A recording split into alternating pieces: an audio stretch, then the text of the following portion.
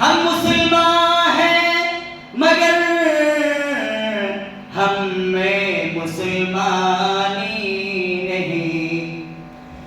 हम मुसलमान हैं मगर हम में मुसलमानी नहीं।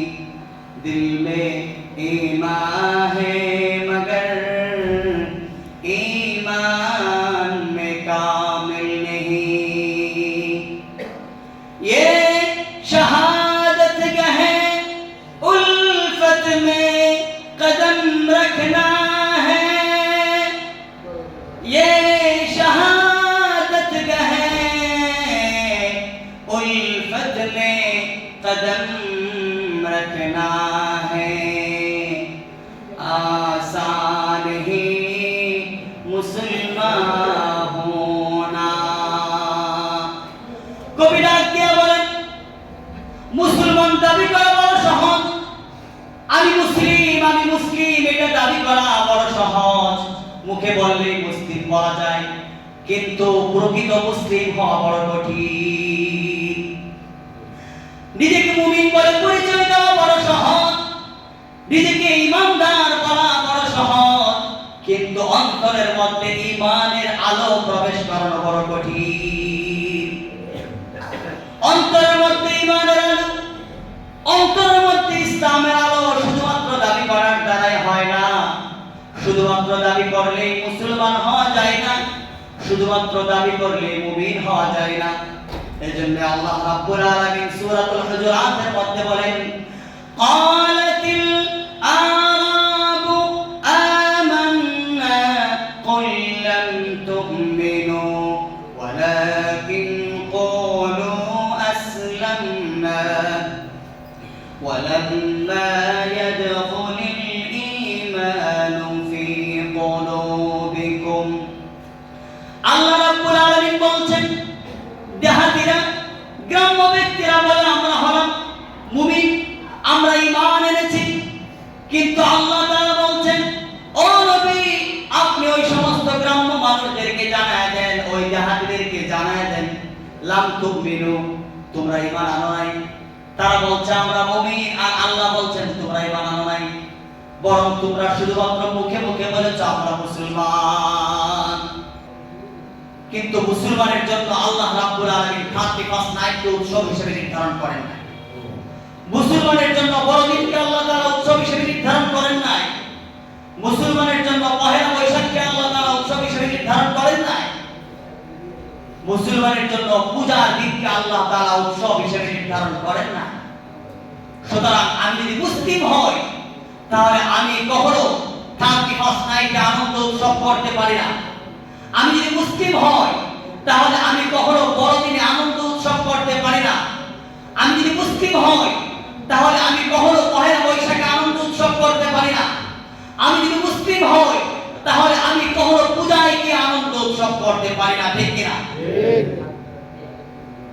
যদি কোনো মুসলমানকে দেখেন সে মুসলিম হওয়ার পরেও 31 নাইটে আনন্দ উৎসব করছে, 31 নাইটে আতশবাজি করছে, ফানুস উড়াচ্ছে, 31 নাইটে ফটকা ফুটাচ্ছে, তাহলে জেনে রাখবে সে নামে মুসলিম, কামে মুসলিম নয়। তার নামটা মুসলমান হতে পারে কিন্তু তার অন্তরে ঈমান নাই। সম্মানিত মুসলিম کرام,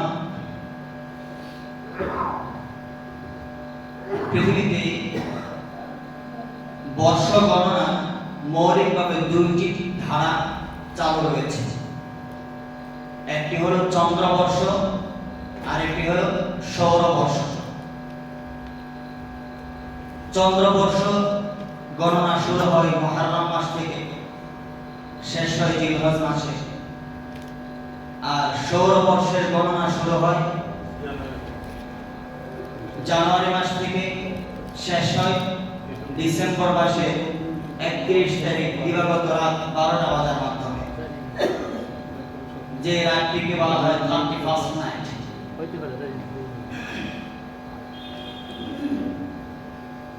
এই যে বছর গণনার দুইটি পদ্ধতি, চন্দ্র এবং সূর্য, এই দুইটি ধারা চন্দ্র এবং সূর্যকে আল্লাহ রাব্বুল আলামিন সময় গণনার জন্য সৃষ্টি করেছেন। এই কথা আল্লাহ রাব্বুল আলামিন কোরআন কারীমে সূরা ইউনূসের ৫ নম্বর আয়াতে আল্লাহ তাআলা বলেছেন, হুয়াল্লাযী জাআলা আশ-শামসা দিয়াআন ওয়াল কমারা নূরা ওয়া قدره منازل لتعلموا عدد السنين والحساب। আল্লাহ রাব্বুল আলামিন এই আয়াতের মধ্যে বলেন যে হুয়াল্লাযী, তিনি সেই মহান সত্তা যিনি সূর্যকে সৃষ্টি করেছেন আলো হিসেবে, ওয়াল কামারা নূরা, এবং চন্দ্রকে সৃষ্টি করেছেন নূর হিসেবে। দিয়া এবং নূর দুটোটার অর্থই বাংলাতে হয় আলো, কিন্তু আরবি ব্যাকরণগত দিক থেকে দুইটার মধ্যে বিস্তর ফারাক রয়েছে। আরবি ব্যাকরণের দিয়া এবং নূর এই দুই শব্দের মধ্যে অনেক পার্থক্য রয়েছে। মৌলিকভাবে মুফাসসিরিন ইকরাম যে পার্থক্যটা বলেছেন সেটা হলো, দিয়া হলো যেটা তার নিজের আলোর মাধ্যমে আলোকিত হয়, এটা হলো দিয়া, এটাকে বলা হয় গৌর। যে আলো নিজে নিজে আলোকিত হয় সেটা হলো গৌর। আর নূর হলো যেটা অন্যের কাছ থেকে আলো নিয়ে আলোকিত হয়, সেটাকে বলা হয় নূর। তাহলে সূর্য বর্তমান বিজ্ঞানের যুগে ব্যাখ্যা একদম ফিট খায়। বিজ্ঞানের যুগে আমরা জানি যে সূর্য এটা নিজে নিজে আলোকিত, কিন্তু চন্দ্র কার থেকে আলো গ্রহণ করে? সূর্য থেকে আলো গ্রহণ করে। তো আল্লাহ তাআলা বলেন চন্দ্র এবং সূর্য দুইটাকে আল্লাহ তাআলা আলোকবর্তিকা হিসেবে সৃষ্টি করেছেন এবং চন্দ্রের জন্য বিভিন্ন মানজিল নির্ধারণ করেছেন, যেন মানুষ এর মাধ্যমে বছরের গণনা করতে পারে এবং মাসের হিসাব করতে পারে। তো চন্দ্র এবং সূর্য উভয়টাকে আল্লাহ তাআলা বছর গণনার জন্য, মাস গণনার জন্য সৃষ্টি করেছেন। চন্দ্রবর্ষের শুরু হয় মুহররম মাসে, শেষ হয় জিলহজ মাসে। সৌরবর্ষের শুরু হয় জানুয়ারি মাসে, শেষ হয় ডিসেম্বর মাসের 31 তারিখ দিবাগত রাত 12টা বাজার মাধ্যমে। যে রাতটিকে আমরা বলি, যে রাতটি বর্তমান সমাজে 31st নাইট হিসেবে পরিচিত। এই 31st নাইটে নববর্ষের উদযাপন করা হয়। নববর্ষের উদযাপন এটা অনেক প্রাচীন কাল থেকেই চলে আসছে। খ্রিস্টপূর্ব প্রায় এক বর্ণনা অনুযায়ী পাওয়া যায় প্রায় 2000 বছর আগে থেকে। আবার কিছু কিছু ঐতিহাসিক বলেছেন 800 বছর পূর্ব থেকে, খ্রিস্টপূর্ব 800 বছর পূর্ব থেকে চন্দ্রবর্ষের সৌরবর্ষের শুরুতে নববর্ষের উদযাপনের সূচনা। তখন সেই নববর্ষের উদযাপনের রজনীটাকে 31st নাইট করা হতো না, তখন তার নাম ছিল ভিন্ন নাম। যেমন নাইরুজ বলা হতো। নাইরুজ নাইট হলো নাইরুজ, এটা হলো ফার্সি শব্দ। নাই মানে নতুন আর রোজ মানে দিন। নাইরুজ মানে হলো নতুন দিন। তো তখন সৌরবর্ষের প্রথম রজনীটাকে নববর্ষ উদযাপন করা হতো, তখন তার নাম ছিল নাইরুজ।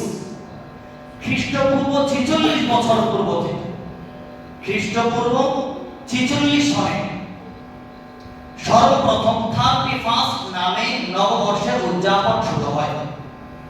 রোমানরা এই রাতের উদযাপন শুরু করে এবং তারা এই রাতে নতুন এক প্রথা চালু করে। সেটা হলো জানুস নামক তাদের একটি দেবতা ছিল। রোমানদের একটা দেবতার নাম ছিল জানুস। এই জানুস দেবতার দুইটা মুখ, একটা হলো সামনের দিক আর একটা হলো পিছনের দিক।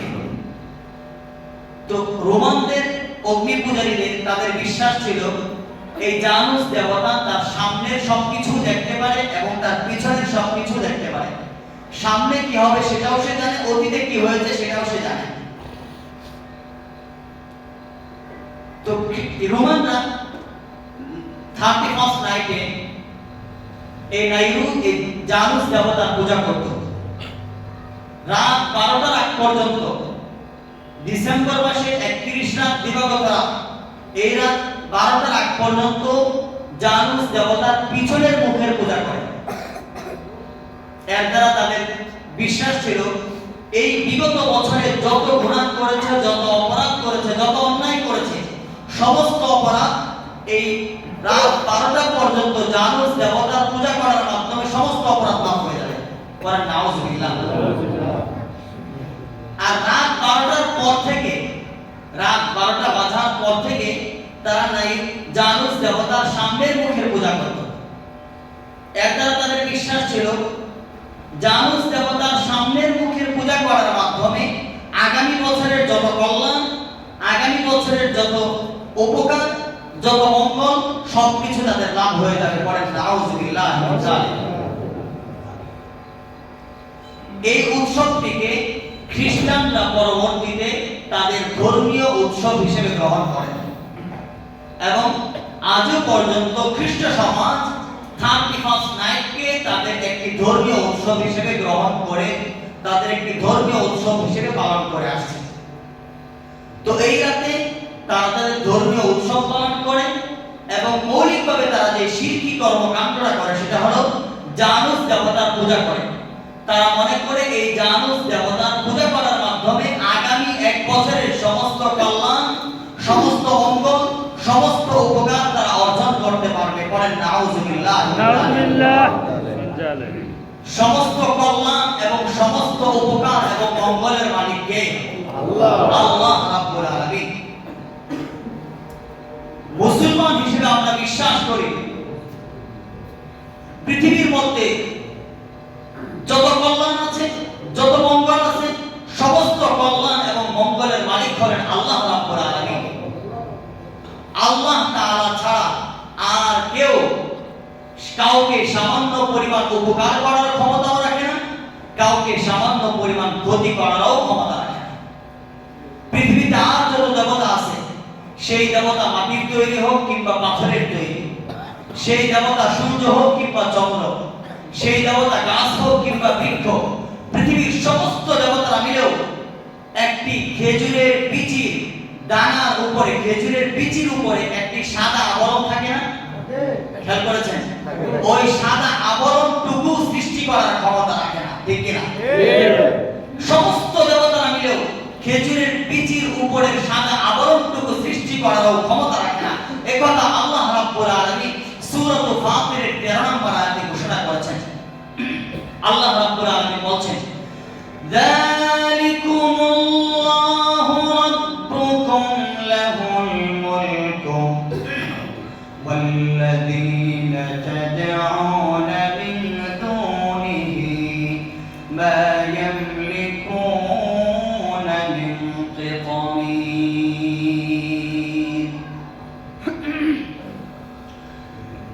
আল্লাহ রাব্বুল আলামিন বলছেন, তিনি হলেন তোমাদের রব, লাহুল মুলকু, সমস্ত রাজত্ব, সমস্ত ক্ষমতা তারই। আর আল্লাহকে বাদ দিয়ে তোমরা যত উপাস্যের পূজা করো, আল্লাহকে বাদ দিয়ে তোমরা যত দেব-দেবীর পূজা করো, সমস্ত দেব-দেবীরা মিলেও খেজুরের বীজের উপরে সাদা আবরণটুকু সৃষ্টি করারও ক্ষমতা রাখে না। বলেন আল্লাহু আকবার। আল্লাহু আকবার। সেই মূর্তিগুলো এতটাই অসহায়, সেই মূর্তিগুলো এতটাই দুর্বল, আল্লাহ রাব্বুল আলামিন তাদের একটা সুন্দর উদাহরণ দিয়েছেন সূরাতুল হজ এর 72 নম্বর আয়াতে। আল্লাহ রাব্বুল আলামিন মূর্তি কতটা দুর্বল, আল্লাহ ছাড়া যত উপাস্য আছে, আল্লাহ ব্যতীত যত ভগবান আছে, সমস্ত ভগবান এবং দেবতাগুলো কতটা দুর্বল এর একটা সুন্দর উদাহরণ এবং দৃষ্টান্ত পেশ করেছেন আল্লাহ রাব্বুল আলামিন সূরাতুল হজ এর মধ্যে। আল্লাহ রাব্বুল আলামিন বলছেন, ইয়া আইয়ুহান নাস ضرب مثل فاستمعوا له إن الذين تدعون من دون الله لن يخلقوا ذبابا ولو اجتمعوا له وإن يسلبهم الذباب شيئا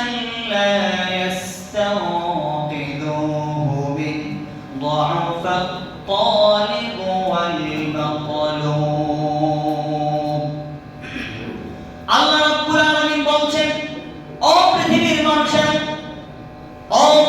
মানুষেরা তোমরা যারা মূর্তির পূজা করো তোমরা যারা অন্যান্য উপাস্যের পূজা করো তোমরা শোনো খুব ভালো করে শোনো আমি আল্লাহ রাব্বুল আলামিন একটি উদাহরণ পেশ করছি একটি উপমা দিচ্ছি সেই উপমাটুকু খুব ভালো করে শোনো আল্লাহ বলছেন তোমরা আল্লাহকে বাদ দিয়ে যত মূর্তির পূজা করো আল্লাহকে বাদ দিয়ে যত দেবদেবীর পূজা করো সমস্ত দেবদেবীরা মিলে যদি একটি মশা তৈরি করার চেষ্টা করে তাহলেও তারা কখনো একটি মশাও তৈরি করতে পারবে না ঠিক কি না সমস্ত উপাস্যরা মিলে একটা মশা তৈরি করতে পারবে না একটা মশাও তৈরি করতে পারবে না শুধু তাই নয়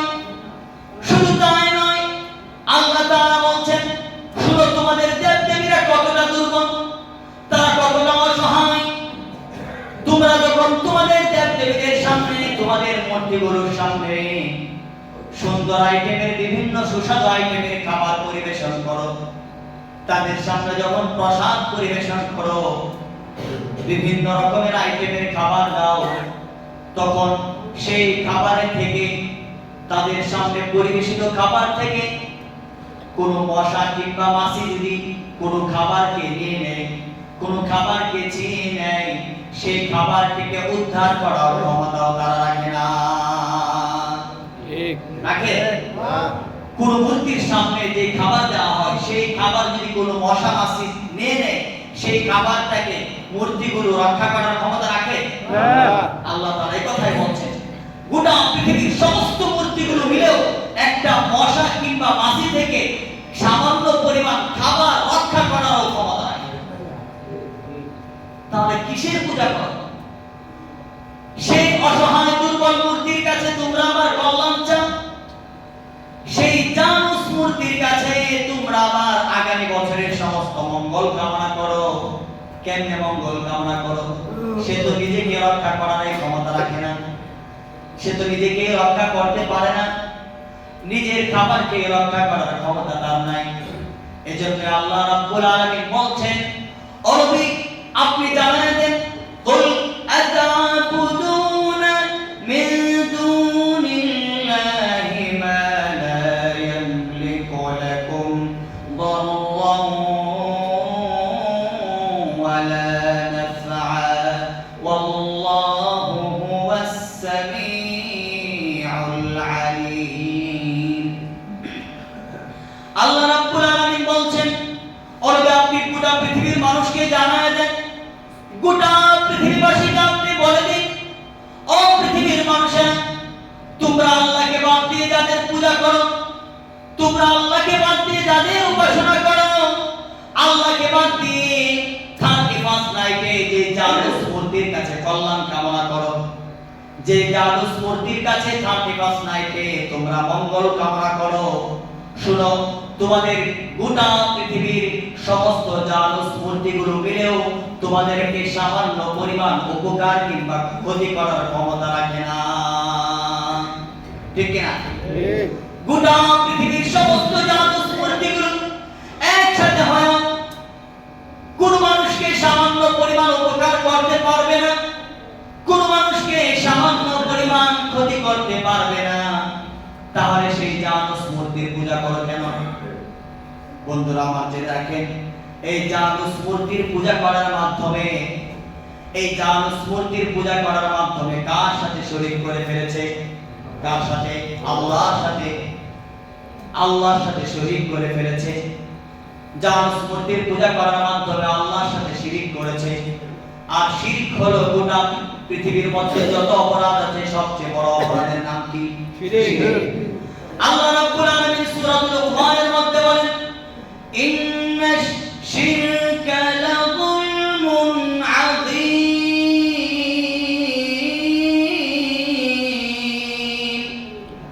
আল্লাহ রাব্বুল আলামিন বলেন ও পৃথিবীর মানুষেরা শুনো এই পৃথিবীতে যত অপরাধ আছে এই পৃথিবীতে যত গুনাহ আছে সবচেয়ে বড় গুনাহর নাম হলো শিরক সবচেয়ে বড় অপরাধের নাম হলো শিরক সবচেয়ে বড় অন্যায়ের নাম হলো শিরক।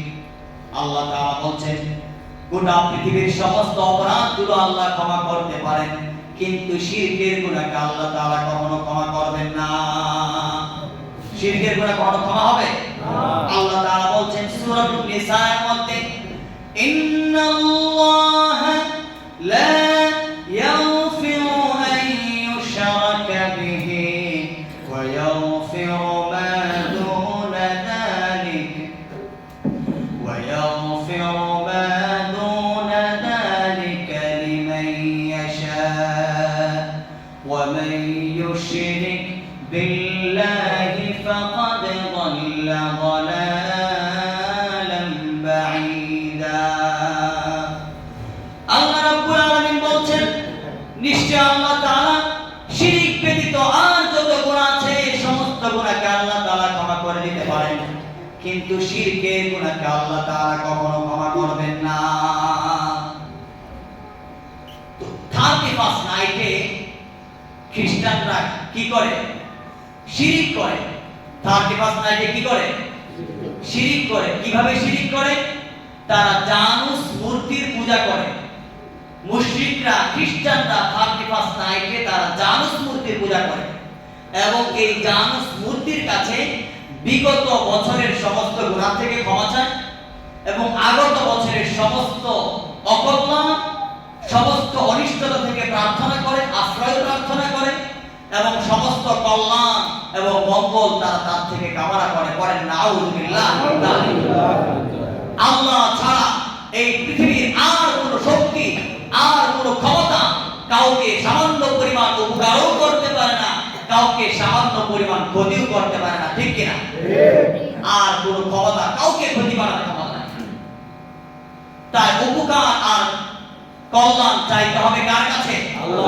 আল্লাহর কাছে, যিনি উপকার করতে পারেন, যিনি কল্যাণ করতে পারেন, যিনি মানুষের মঙ্গল করতে পারেন, সেই মহান আল্লাহর কাছে মঙ্গল এবং কল্যাণ প্রার্থনা করতে হবে। আর কারো কাছে কল্যাণ এবং মঙ্গল প্রার্থনা করা যাবে না।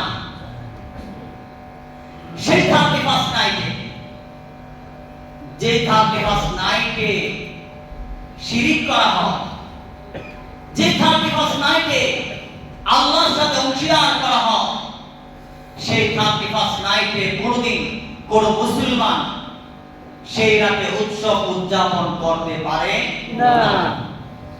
সেই রাতে কোন মুসলমান ইহুদি, খ্রিস্টান, মুশরিকদের সাথে মিলিত হয়ে তারাও আনন্দ উৎসব উদযাপন করতে পারে। আল্লাহ রাব্বুল আলামিন কোরআনুল কারীমে বলেছেন, والذين لا يشهدون الزور وإذا مروا باللغو مروا كراما। আল্লাহ রাব্বুল আলামিন বলেন মুমিন হলো তারা, মুমিন হলো তারা যারা মিথ্যার মধ্যে অংশগ্রহণ করে না, জুরের মধ্যে অংশগ্রহণ করে না। জুরের ব্যাখ্যা কি? মুহাম্মদ ইবনে সিরিন রাহিমাহুল্লাহ জুরের ব্যাখ্যা করেছেন, জুর মানে হলো আয়াতুল মুশরিকিন, অর্থাৎ মুশরিকদের উৎসব। মুশরিকদের উৎসব হলো জুর। তাহলে আল্লাহ রাব্বুল আলামিন বলছেন প্রকৃত মুসলমান হলো তারা যারা কখনো মুশরিকদের উৎসবে, ইহুদিদের উৎসবে, খ্রিস্টানদের উৎসবে অংশগ্রহণ করতে পারে না।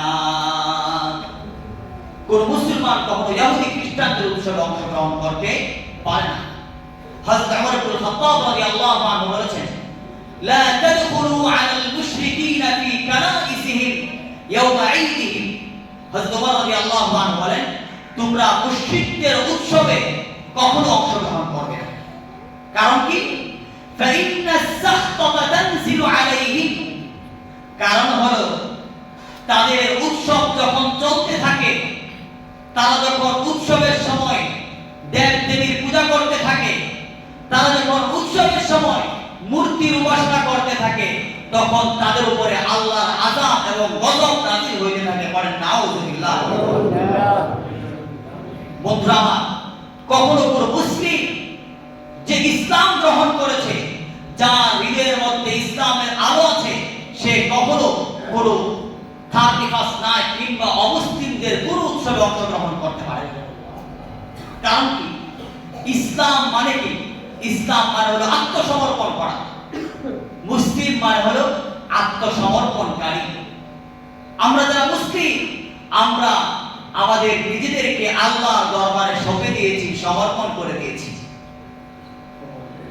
আমরা আল্লাহর দরবারে একথা স্বীকার করে নিয়েছি, আমাদের জীবনের সমস্ত কল্যাণ, আমাদের জীবনের সমস্ত কল্যাণ কার হাতে?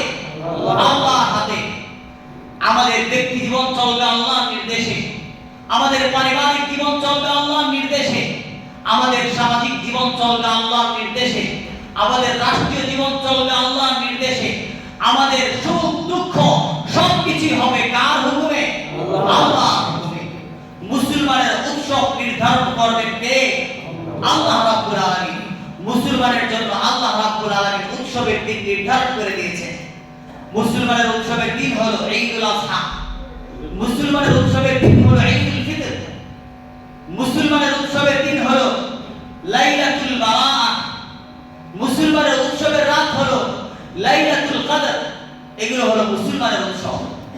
মুসলমানের উৎসব এত বরকতময়, মুসলমানের উৎসবের রজনী এতটাই বরকতময়, মুসলমানের উৎসবের রজনীতে কোন মুসলমান যদি 2 রাকাত নামাজ পড়ে, আল্লাহ রাব্বুল আলামিন এই 2 রাকাত নামাজের উসিলায় 1000 রাকাত নামাজ পড়ার চেয়েও বেশি সওয়াব দান করেন। সুবহানাল্লাহ। এটা হলো মুসলমানের উৎসব, এটা হলো মুসলমানের উৎসব। আমাদের অবস্থাও তো এটা, ঠিক না? আমাদের অবস্থা হলো এটা, আমরা শুধু মুখে মুখে বলে আমরা হলাম মুসলমান, কিন্তু কামের ক্ষেত্রে নাই। আমি দাবি করি আমি মুসলমান, আমি দাবি করি আমি হলাম ইমানদার, আমি হলাম মুমিন, কিন্তু কামের ক্ষেত্রে নাই, নামাজের বেলায় নাই, রোজার বেলায় নাই, সমস্ত আল্লাহর নাফরমানির বেলায় আমি সবার আগে 1 নাম্বার। তাহলে আমি আবার কেমন মুসলমান হলাম ভাই? মুসলমান যদি হয় তাহলে আমার দ্বারা কখনো আল্লাহর নাফরমানি হতে পারে না। আমার অন্তরে যদি ঈমান থাকে, আমার অন্তরে যদি ইসলাম থাকে, আমি যদি বিশ্বাস করি আমি আমার জীবনটাকে আল্লাহর কাছে বিক্রি করে দিয়েছি, আমি যদি বিশ্বাস করি আমি আমার এই জীবনটাকে জান্নাতের বিনিময়ে আল্লাহর সাথে ক্রয় বিক্রয় করেছি, তাহলে শুনে রাখেন আমার দ্বারা অন্তত আল্লাহ তাআলার বড় কোনো নাফরমানি হতে পারে না। আমি আল্লাহর নাফরমানি করতে পারি না। আমি 31 নাইটে মুশরিকদের সাথে আমিও মিলিত হয়ে 31 নাইটে আনন্দ উৎসব করতে পারি না। 31 নাইটে আমিও ফটকাবাজি করতে পারি না। 31 নাইটে আমিও ফানুস উড়াতে পারি না। কারণ এটা হলো কাদের উৎসব? বলেন, এটা কাদের উৎসব? এটা হলো মুশরিকদের উৎসব। এটা কোনো মুমিনের উৎসব নাকি? মুমিন কখনো মুশরিকের উৎসবে অংশগ্রহণ করতে পারে না। মুমিন কখনো মুশরিকের উৎসবে অংশগ্রহণ করতে পারে না। আল্লাহর নবীর সাহাবী হযরত ওমর ফারুক রাদিয়াল্লাহু আনহু বলেছেন, এই মুশরিকদের উৎসবের মধ্যে আল্লাহর আযাব এবং গজব নাযিল হয়। আমি যদি মুশরিকদের উৎসবে অংশগ্রহণ করি তাহলে আমার উপর আল্লাহর আযাব এবং গজব নাযিল হবে। পড়েন নাউযুবিল্লাহ। নাউযুবিল্লাহ।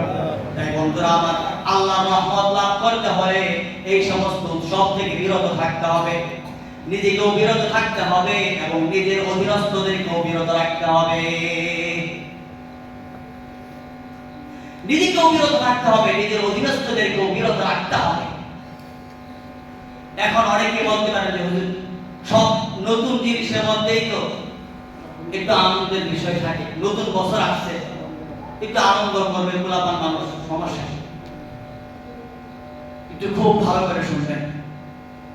সব নতুনের মধ্যে কি আনন্দ আছে? কাপড়ের কাপড় এটা যখন বাজার থেকে নতুন কিনে আনা হয় তখন কি খুব আনন্দ থাকে মনের মধ্যে? তার মানে সব নতুনের মধ্যে আনন্দ নাই। নতুন হলে আনন্দ হয় না।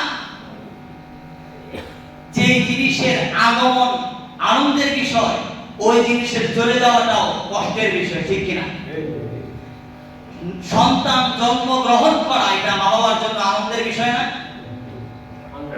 কিন্তু সন্তান মারা যাওয়াটা এটা মা বাবার জন্য তার চেয়েও বেশি দুঃখের বিষয়, ঠিক কিনা? তার চেয়েও বেশি ব্যথা বেদনার বিষয়।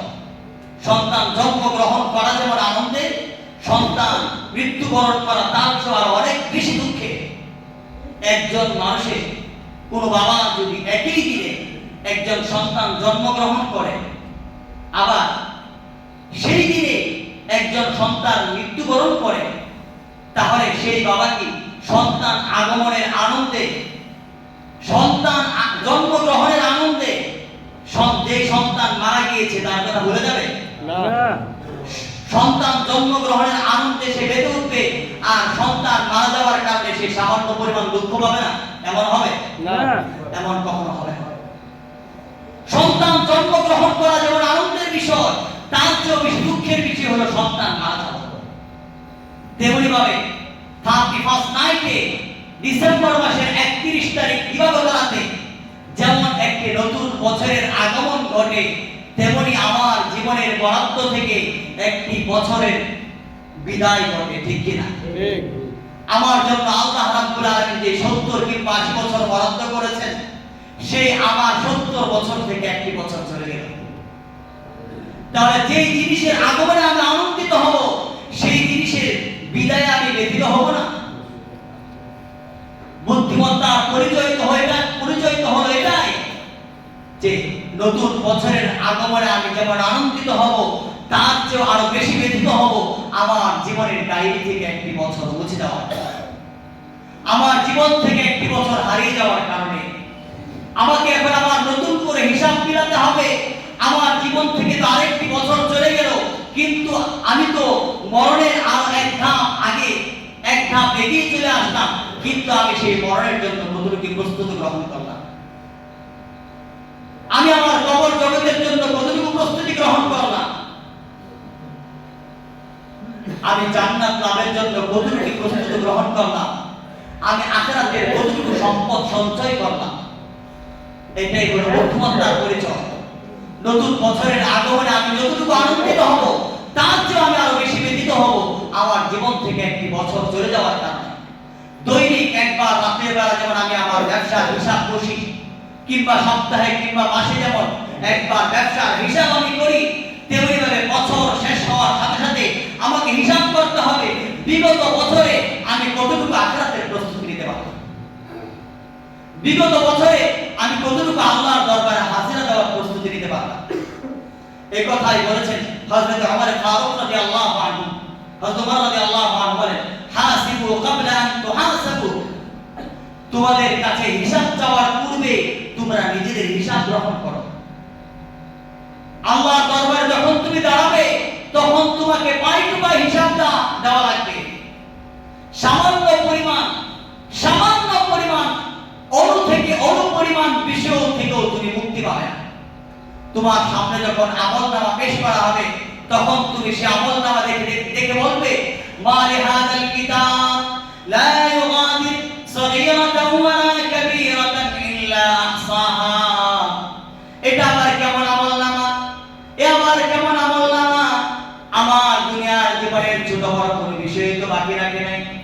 আমি কখন কি করেছি, আমি গোপনে যা করেছি তাও এখানে আছে, আমি প্রকাশ্যে যা করেছি তাও তো এখানে আছে। তো সেই কঠিন হিসাবের সম্মুখীন হওয়ার আগে আমার নিজেকে হিসাব মিলাতে হবে যে আমি আসলে কতটুকু করেছি। এটা হলো বুদ্ধিমত্তার পরিচয়। এক নাম্বার কাজ হলো নতুন বর্ষ উপলক্ষে নিজের আমলের হিসাব নেওয়া। আল্লাহ তাআলা বলছেন, ইয়া আইয়ুহাল্লাযীনা আমানু তাকুল্লাহা ওয়াল তানজুর নাফসুম মা কদ্দামাত লিগাদ। আল্লাহ তাআলা বলছেন, আমার মুমিন বান্দারা, তোমরা আল্লাহকে ভয় করো, আর তোমরা দেখো, আর তোমরা লক্ষ্য করো আগামী কালকের জন্য, মরণের পরবর্তী সময়ের জন্য তুমি কি পাঠিয়েছো। আগামী কালকের জন্য তুমি কি হাদিয়া পাঠিয়েছো, এটা তুমি দেখো। তো সেটা দেখার সময় হলো প্রত্যেক বছরের শেষ লগ্নে। তো অবশ্যই আমরা 31st নাইটে আমাদের আমল কি হবে? নিজের আমলের হিসাব নেওয়া। আমাদের আমল হলো নিজের আমলের হিসাব নেব। দুই নাম্বার আমল হলো আমি নিজেও সমস্ত অশ্লীলতা, অন্যায়, অবিচার থেকে বিরত থাকবো এবং আমি আমার অধীনস্থদেরকেও সমস্ত অন্যায় অভিযান থেকে বিরত রাখবো। দুই কাজ, আমাকে বিরত থাকতে হবে, আমার অধীনস্থদেরকে বিরত রাখতে হবে। আমি যদি বিরত থাকি আর আমি আমার সন্তানকে, আমি আমার ভাইকে, আমি আমার ভাতিজাকে অন্যায় কাজ থেকে বিরত না রাখি, তাহলে তারা গুনাহ করে যতটুকু অপরাধ করবে, আমি তাদের গুনাহে সম্মতি প্রদান করেও ততটুকু অপরাধ করব। পড়েন না আউযুবিল্লাহ। হাদিসের মধ্যে রাসূল সাল্লাল্লাহু আলাইহি ওয়াসাল্লাম বলেছেন, ইদা উমিলাতিল খাতিআ কানা মান শাহিদাহা ফাকারিহা। রাসূল সাল্লাল্লাহু আলাইহি ওয়াসাল্লাম বলেন, যখন কোনো গুনাহ করা হয়, সেই গুনাহের মধ্যে যারা এই গুনাহকে অপছন্দ না করে, গুনাহকে যারা পছন্দ করে, তারা সেই গুনাহের মধ্যে শামিল হয়ে যায়। পড়েন নাউযুবিল্লাহ।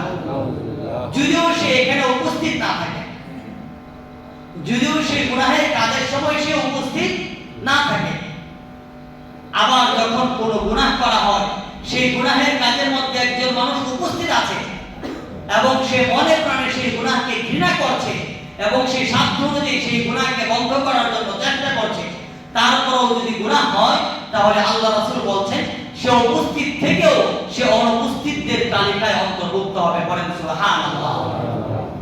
তাই আমি যদি গুনাহ থেকে মুক্ত থাকতে চাই, তাহলে আমাকেও বিরত থাকতে হবে, আমার অধীনস্থ যারা আছে তাদেরকেও বিরত রাখতে হবে। মুসলিম শরীফের 49 নম্বর হাদিসের মধ্যে রাসূল সাল্লাল্লাহু আলাইহি ওয়াসাল্লাম বলেছেন, যখন কোনো গুনাহ করা হয়, তখন প্রত্যেক ব্যক্তির দায়িত্ব হলো, যার ক্ষমতা আছে তার দায়িত্ব হলো সেই গুনাহকে তার হাতের মাধ্যমে বন্ধ করে দেওয়া। যদি হাত দ্বারা বন্ধ করার ক্ষমতা না থাকে, তাহলে সে তার মুখের মাধ্যমে বন্ধ করবে। যদি মুখ দ্বারা বন্ধ করার ক্ষমতা না থাকে, যদি মুখ দ্বারা বন্ধ করার ক্ষমতা না থাকে, খুব ভালো করে খেয়াল করবেন, মুখ দ্বারা বন্ধ করা, মুখ দ্বারা সেখানে বন্ধ করার ক্ষমতা নাই, আপনি এতটুকু বলার ক্ষমতা নাই যে এই কাজটা করো না, এতটুকু যদি আপনার ক্ষমতা না থাকে, তখন আপনার কাজ হলো মনে মনে ঘৃণা করা। এটা হলো 3 নাম্বার ধাপ। আর আপনি যদি মনে মনে ঘৃণা না করেন, আল্লাহ হাবিব বলছেন এটা হলো ঈমানের সর্বনিম্ন স্তর। এই মনে মনে ঘৃণাও যদি কোনো ব্যক্তি না করে, তাহলে তার অন্তরের মধ্যে ঈমানের বিন্দু পরিমাণ কোনো অংশ বাকি নেই। পড়েন নাউযুবিল্লাহ।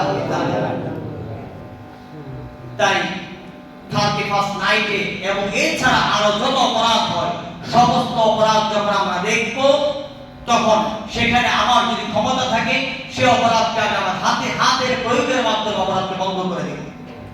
যদি আমি সেটা না পারি, তাহলে আমি অন্তত তাকে আদেশ করবো এই অপরাধ বন্ধ করো। যদি এটাও না পারি, অন্তত তাকে দাওয়াত দিব, ভাই অপরাধটা করেন না।